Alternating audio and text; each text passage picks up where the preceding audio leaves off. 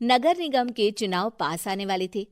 पूरे कानपुर शहर में टिकट को लेकर मारामारी शुरू थी, लेकिन सबसे ज्यादा चर्चा में वार्ड नंबर 40 की सीट थी।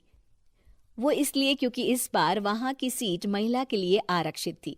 अब सवाल ये था कि चुनाव लड़ेगा कौन। इससे पहले ठाकुर साहब वहां से पार्षद थे और इस बार उन्होंने अपनी पत्नी सीमा ठाकुर को टिकट दिलवाई और ठाकुर साहब की शान के कारण सीमा जी ने 20,000 वोटों से चुनाव जीत लिया। अरे बधाई हो सीमा भाभी, अब तो आप वार्ड की पार्षद बन गई हैं। अब तो हमारे काम आप ही करवाएंगी। अरे ये तो सिर्फ नाम की पार्षद बनी है, वो तो महिला सीट आ गई, वरना पार्षद तो मुझे ही बनना था। अब भले ही चेहरा इसका होगा, लेकिन पावर तो मेरी ही होगी। अरे वाह भाई साहब, क्या दिमाग लगाया है आपने भी। आइए आप लोग, खाना लगा दिया है सबके लिए। सीमा जी पार्षद बन चुकी थीं, फिर भी उनकी एक ना चलती। सारे काम ठाकुर साहब खुद ही संभाल लेते और जहां जरूरत पड़ती वहां सीमा जी का अंगूठा लगवा लेते। सीमा जी ज्यादा पढ़ी लिखी भी नहीं थी। एक दिन ठाकुर साहब और सीमा एक प्रोग्राम में जाते हैं। अरे ठाकुर साहब, आप आ गए। ओहो, पार्षद मैडम भी आ गई हैं। स्वागत है आप दोनों का।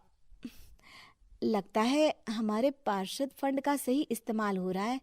चलिए अब उद्घाटन करते हैं। ये लीजिए ठाकुर साहब कैची, आप ही सबसे पहले प्रवेश कीजिए। सब लोग आगे निकल जाते हैं और सीमा जी पार्षद होने के बावजूद भी पीछे खड़ी रह जाती हैं। वो देखती हैं कि वेलकम बोर्ड पर उनका नाम है, लेकिन महिला होने के कारण कोई उनका सम्मान नहीं कर रहा। अगले दिन एक आदमी उनके घर आता है। अरे ठाकुर साहब नमस्कार। कल ना हम नोटिस किए कि हमारा घर तो अवैध है और नगर निगम वाले उसे तोड़ने आ रहे हैं। अरे कुछ कीजिए ना ठाकुर साहब।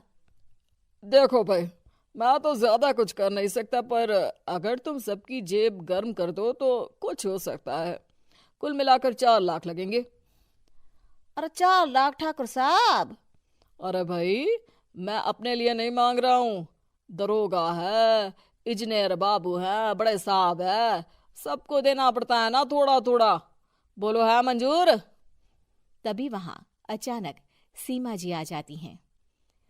अरे ये आप क्या कर रहे हैं? पहले इन्हीं लोगों से तो आपने वोट मांगे, अब इनसे ही पैसे ले रहे हो। अरे चुप रहो तुम, तुम्हारा काम है सिर्फ अंगूठा लगाना, तुम वही किया करो। मुझे दूसरे काम तुम मत सिखाओ, समझी? और तुम ना जाओ, अब पैसे लेकर आओ, वरना जेसीबी किसी भी वक्त आती होगी। सब कुछ ऐसे ही चलते रहता है। एक दिन सीमा जी और ठाकुर साहब को एक लोकल मीटिंग में बुलाया जाता है। वहां पर कई और अधिकारी लोग भी मौजूद रहते हैं। अब मैं चाहूंगा कि ठाकुर साहब हमारे बीच 2 शब्द कहें। मेरे प्यारे भाइयों और बहनों, आज मेरा सौभाग्य है कि मैं आप सबकी सेवा दिन रात कर पा रहा हूं। आपने मेरी पत्नी को भारी मतों से जिताया है, इसलिए मैं आप सभी का शुक्रगुजार हूं। मैं आप सबसे वादा करता हूं कि हमेशा की तरह हमारे वार्ड में किसी को कोई तकलीफ नहीं आने दूंगा। सभी लोग तालियां बजाने लगते हैं। अब मैं माननीय पार्षद मैडम को स्टेज पे बुलाना चाहूंगा। अपने नाम को बुलाया सुनकर सीमा जी एकदम चौंक जाती है। उन्हें बिल्कुल उम्मीद नहीं थी कि इतनी बड़ी जगह उन्हें मंच पर बुलाया जाएगा। जैसे तैसे वो मंच पर चढ़ती हैं।